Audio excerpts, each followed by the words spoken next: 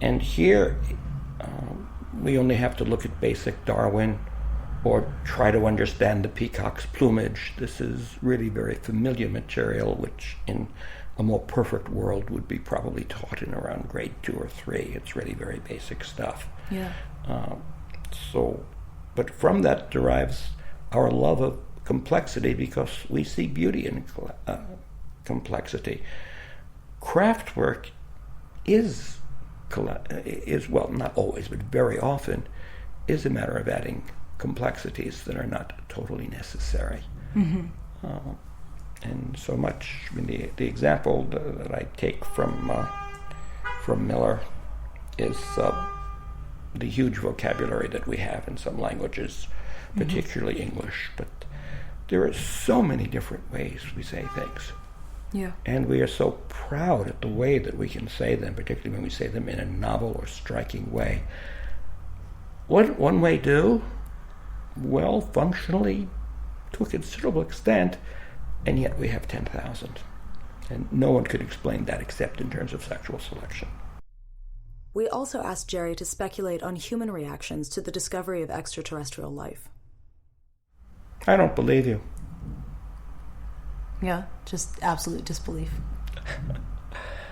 Well, in whose interest is it to believe, yes, we have now been contacted or have some kind of conversation ultimately going with another species? Who did the work? Oh, North Korea did. That's a fraud. I mean, I've read in the New York Times how this is absolutely preposterous. Mm-hmm. Oh, the United States did. I've read in the Russian newspaper that this is totally made up and nonsensical. So the first thing is who believes it. And then, this conversation, it's going to be 20 years each side of the conversation to have even a beginning exchange so we can really get to being able to communicate, is going to be a matter of generations. Do you know what? This makes no difference compared to the latest problems of refugees or the catastrophes of climate change or how many species are being wiped out. We're just speaking of the New York Times, the debate over whether we should be putting our energy into bringing back the mammoth as opposed to saving existing elephants from extinction.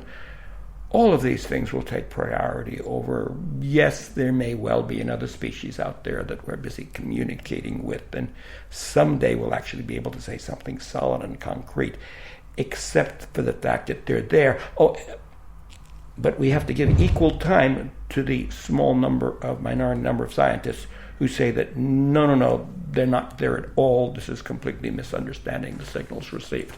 Very disappointing, but I am a pessimist. Does there have to be universal agreement in order to get something done? Because it doesn't look like, from my perspective, that we wait for agreement from anyone in order to get what we want. And in this case, that's probably just as well. I like diversity. I'm not bothered by the fact that some people will believe and some people won't. I think a more apt question would be, say, if the United States was the host of the radio telescopes, or whatever the communication devices are, what effect would that have on American opinion? What effect would that have on the standing of the U.S. in the world? What effect would that have on American pride? Well, you can substitute France for America, whatever country you want.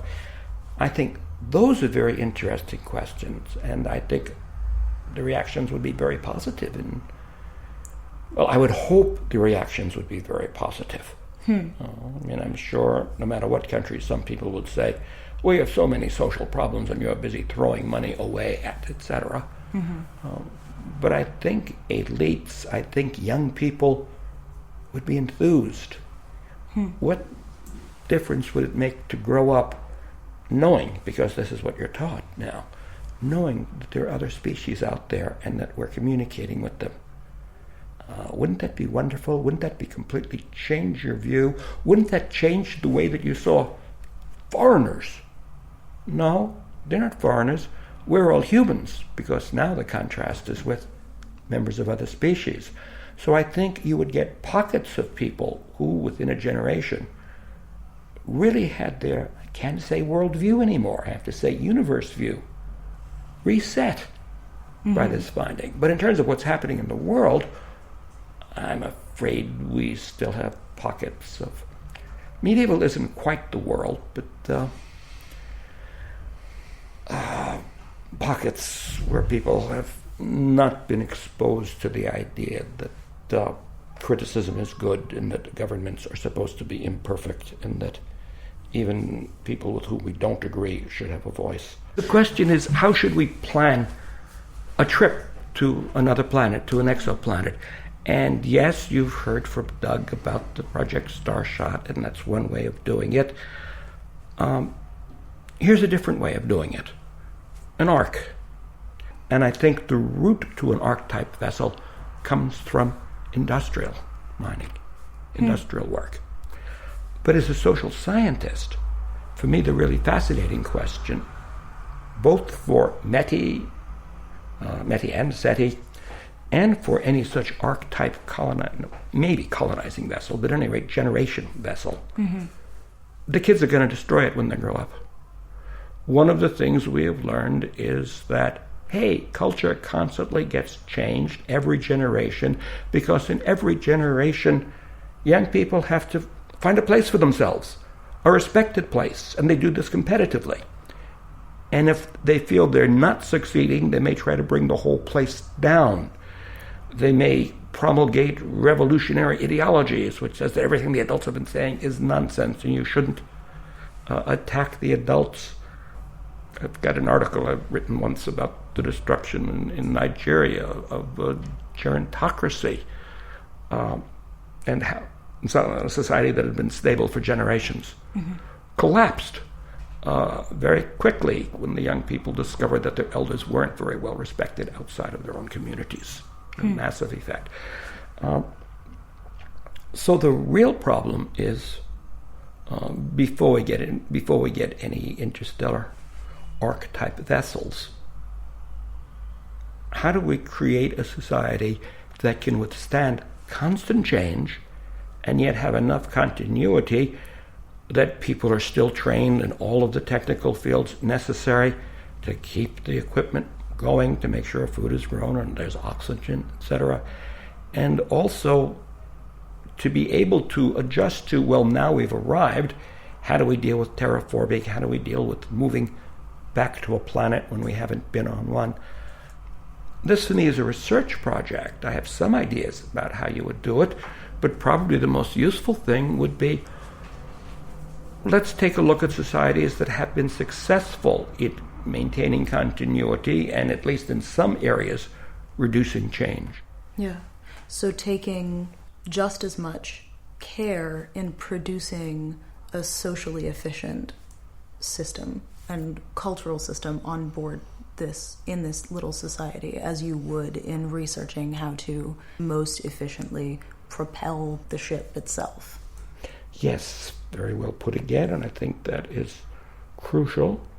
And the ways in which people could compete, you would want a variety of ways of competing. So one of the ways might be art, one might be physical abilities, one might be in biology, creating new varieties of plants that might help the problem of terraforming a new planet or producing food under different... You'd need a number of domains in which young people could create, could strive, could compete, and there has to be a place for everyone, and everyone's place respected. Yeah. And if you do that, then you minimize the tendency for, there's no place in this house for me, I'm going to burn it down. As we grow up, particularly as we hit adolescence, we work a lot on what our identity should be. What is it? What group do we belong to? Who are we really? Maybe even who are our ancestors? Who do we reject and we're definitely not them? And in many ways, this is a figure-ground relationship. I know I am A because I'm not B, and B is inferior. B looks different, believes different, and they use garlic in their food. Okay, and now I am A, but B is another species on an exoplanet. And I think that this will make it very easy for us to see that, for many of us, for those of us who accept this, who have been brought up, yes, we know we're in communication, there are other species out there, to accept that, well, we're human beings. What are human beings like? For instance, I've done a fair bit of work in a field that is perhaps misnamed evolutionary psychology, or the evolution of human behavior. And I seem to have a couple of papers that make the point. I think one is actually titled, is that biology is destiny only if you ignore it. It would be nice, once we understood that there are other intelligent species there, that we can understand that, well, we're a species too, and the things that we take for granted and therefore not see about our species, in fact, are evolved properties of our species. And these are wonderful things, like sexual jealousy, like the love of beauty, like the tendency to be racist and ethnocentric. And these aren't inevitable things, but they are kind of like, well, if you've raised children, you've seen sibling rivalry. And we can't just declare sibling rivalry as bad. We shouldn't do that anymore. Period. Well, that's it for all history. It's, sorry, Mom, you're going to have to deal with it. In every generation, Mom, Dad, Aunt, Uncle, when you bring presents for one child, bring something for the other children, please, etc., etc. But we can deal with sibling rivalry. We can minimize it, provided we understand it's part of human nature. That is part of human biology. And some cultures magnify it, and some cultures work to minimize it. If we understand that we are a species with evolved properties, and there are other species out there with different evolved psychologies, then we're way ahead at not repeating history, because we know how our species work. We know what our weaknesses are. And we can teach our children about them. We, as parents, as leaders, we can work around them. So when we see that somebody is gossiping, there's a lot about the evolutionary psychology of gossip and why we gossip and why it occurs in every human society. We can go teach about gossip before it hits Facebook. And I think understanding that there are other species would give us a large boost toward meeting that goal of actually understanding our evolved psychology and working with it rather than moralizing about it. To build it into our social system as thoroughly as it's built into our patterns of behavior already. Well put. From my perspective, I'm grateful that you're preparing public opinion for something a little bit more real than Star Trek has. How do you mean? Will you explain a little bit more about that? You're presenting it as something that could really happen, rather than as a fantasy that we could all have fun with, but everyone knows is utterly preposterous. You're not going 100 steps into fantasy where now we can duplicate matter and have our little machine that gives us our cup of Earl Grey tea. Rather, you're putting in a form that, hey, that could actually happen next week. And that is very healthy, because it could actually happen next week. Maybe not for a century, maybe tomorrow. We are interested in exploring the line between things that could happen, could really realistically happen, and where we are right now. Both because it has given us a really good way to talk about humans, human relationships, and human organization, but also because it is a really, really, really interesting thing to talk about, and it's nice to have a way to share it with other people.